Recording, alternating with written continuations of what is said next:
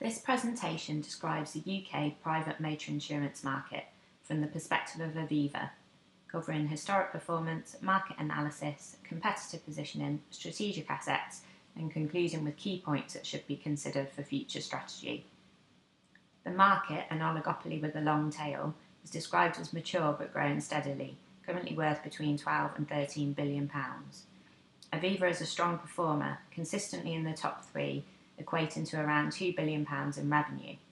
However, since 2013, its market share of gross written premiums has dropped from 13 to 7.7%, with Admiral Group bumping Aviva from second place and Direct Line retaining the top spot. What can Aviva do to prevent further loss of market share? Let's start by looking at what is going on in the macro environment using pestle analysis focused on four key themes. Firstly, self-driving cars. As the population ages, pensioners will want to continue to maintain their independence for as long as possible.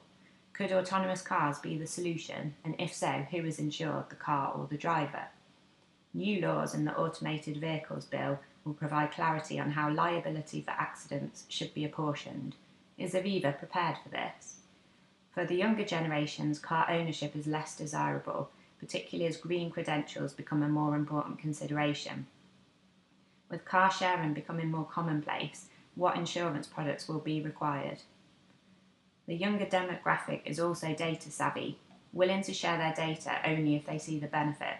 This links with the growth of telematics-based insurance, with significant investments being made in data analytics for customer insights. Yet cybersecurity risks continue to pose a growing threat to organisational data as well as connected cars. How much investment is required in this space? And of course, Brexit. Politically, the impact of Brexit remains unknown, though new tariffs or other potential trade barriers can be assumed.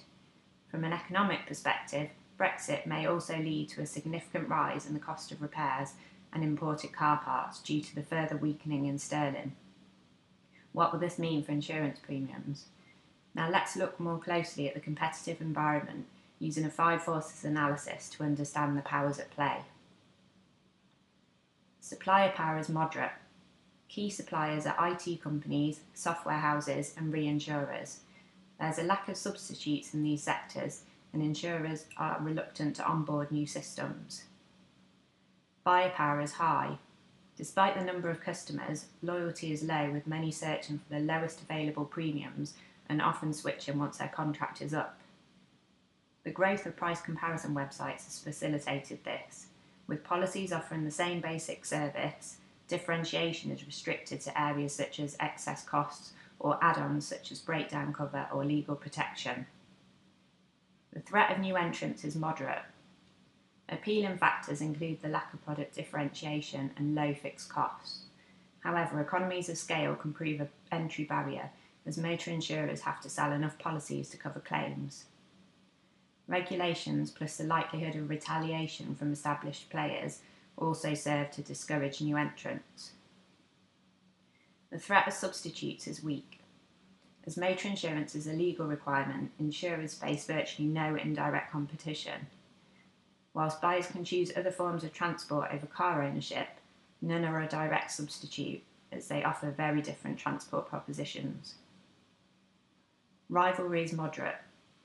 Factors increasing rivalry include the large number of players, the lack of differentiation, the ease with which players can expand through acquisitions or organic growth, and the ability of the large insurers to exploit economies of scale. To balance this, rivalry is reduced by the ease with which players can exit due to low fixed costs. The diversity of players' portfolios mean that they do not rely on the motor insurance market, as many offer alternative products and services. The similarity of business models also reduces rivalry, as it's easier for players to anticipate competitors' behaviour. So how has Aviva positioned itself against the competition? To gain competitive advantage, Aviva has employed strategies to defend, influence or exploit the high and moderate forces at play. Aviva's scale is used to defend against supplier power by partnering with selected suppliers to maintain competitive margins. A defensive position is also taken against new entrants. By maintaining Aviva's premium brand, through avoiding a presence on price comparison websites, it diminishes the appeal of cheaper, smaller new entrants. Aviva uses influencing strategies against rivalry forces. Its strategy of focusing on brand and customer service sets the bar in the market, influencing rivals to have to keep up. Behind the scenes, Aviva tailors behaviour towards rivals when dealing with claims, in an attempt to influence how those rivals respond. Thirdly, its strategy of avoiding price comparison websites attempts to influence rivals in the industry away from race to the bottom prices. Aviva employs a number of strategies to exploit the high buyer power in the market. Its focus on digital channels and customer service seek to increase customer retention levels and attempts to differentiate Aviva through ease of use. It also seeks to exploit its customer relationships from the general insurance portfolio to cross-sell standard motor insurance via new subscription models. However, we know from the drop in market share that the current approach to competitive positioning is not having the desired effect. So what strategic assets does Aviva have that it could draw on to improve its position? Aviva has strengths in terms of brand, financials and multi-product offering and skills in customer experience. The findings of a 2018 Mintel survey show Aviva in a clear lead as the favourite brand for UK motor insurance among consumers. Yet in terms of brand strength, a consumer intelligence survey completed in the same year saw Aviva in 5th place, trailing behind Direct Line and Admiral again. Likewise, Mintel puts Aviva in the lead when it comes to provision of an excellent customer experience, just ahead of RAC and ALB. However, while still securing a good score, in the latest customer survey from Which, Aviva comes fourth to RAC, ALV and Direct Line. Considering financial strength, the two multinational general insurers, AXA and Aviva, dwarf the other players in the UK motor insurance market. Can Aviva make more of this? In terms of services, Aviva's UK offering includes the full range of insurance and investment products. No other provider offers the same range of services in the UK. From the evaluation of Aviva's strategic assets, brand strength and customer experience have question marks about whether these capabilities are truly rare. And whilst Aviva's financial strength is rare, Direct Line's success shows that it is not essential.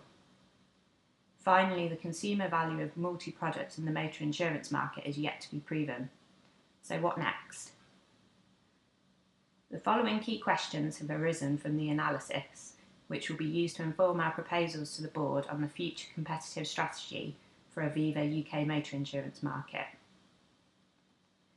Is Aviva well positioned for the forthcoming changes in data ubiquity in self-driving cars?